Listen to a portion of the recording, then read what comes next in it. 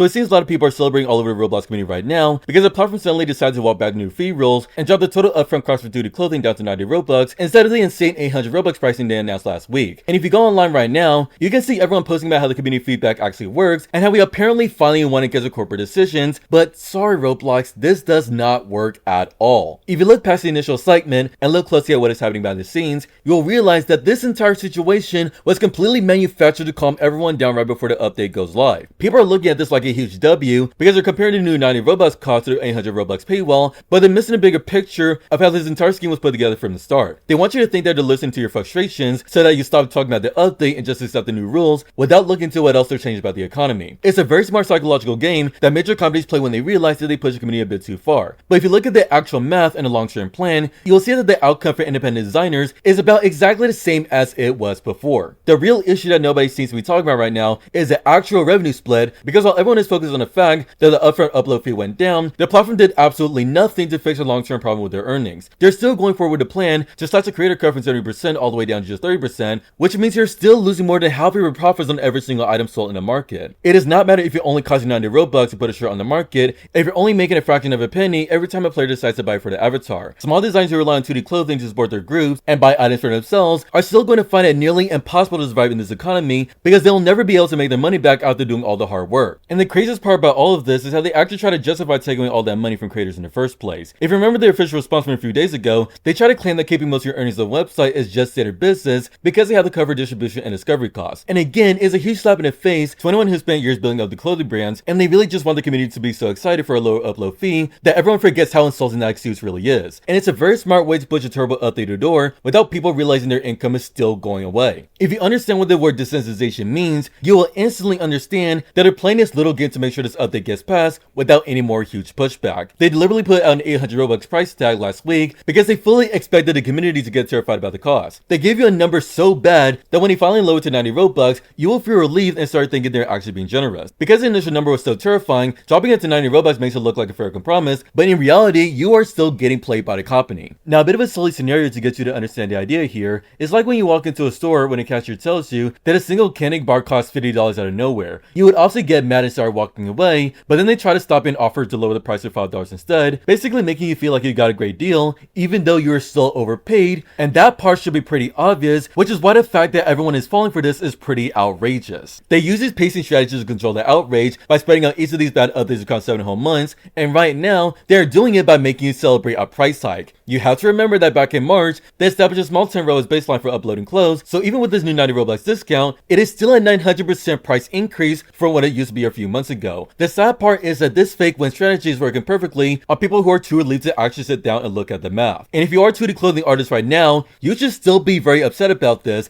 especially since a whole lot of people are praising the company for this update when they do not even make 2D clothing themselves or have their source of income on the line right now. It's basically exactly like I said earlier when I showed this right here. When a large player base accepts this fake promise, it drowns out the voices of actual independent artists who are still trying to fight against the revenue cuts, and they're essentially being told to be grateful that they're only getting robbed a little bit less than originally planned. If you think this fee reduction is proof that the company is suddenly listening to the community to solve the 2D clothing designers, you have to look at the bigger picture of what David had been saying 4 years ago. If this was just a simple reactive move to ease the sudden backlash and it just so happens that I was making a whole conspiracy theory about this entire plan, then the interview David Bazuki had with his investors wouldn't even exist at all. The truth is that they're following a roadmap to replace the 2D clothing market with the 3D layer clothing models, and they will slowly squeeze the classic designers out of the economy on purpose so that players have no choice but to start buying a new layer of clothing instead. I'm not going to delve too much into details this time since I already brought it up in multiple videos, so you can go watch those if you want to see how the whole scheme works. But you really need to understand that a 90 Robux fee is not going to stop a corporate vision that has been set in stone for years. So at the end of the day, they're still going through with their plan to let the classic catalog slowly die out while keeping everyone distracted with a lower entry fee. The designers who have been making these clothes for years are still going to lose their main source of income starting tomorrow, and celebrating a fake promise is exactly what the corporation wants everyone to do right now. And I guess we're just going to watch how the marketplace changes and how bad it really gets when this update officially drops, and then the clouds and rainbows won't last very long. Now, if you missed out on the previous video where I did a deep dive into how this entire corporate scheme was designed from the start and how they plan to demise of the 2D classic market, click the video on the left right now.